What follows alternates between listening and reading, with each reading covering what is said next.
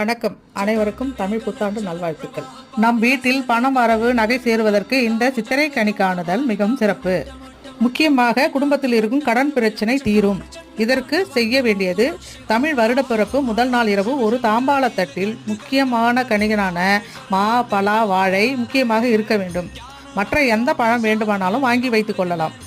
அடுத்ததாக ஒரு கண்ணாடி வைத்து மஞ்சள் குங்குமம் வைத்து நகை போட்டு பூ வைத்து கொள்ள வேண்டும். வெற்றிலை பாக்கில் பணம் வைத்து நகை வைத்துக் கொள்ளவும்.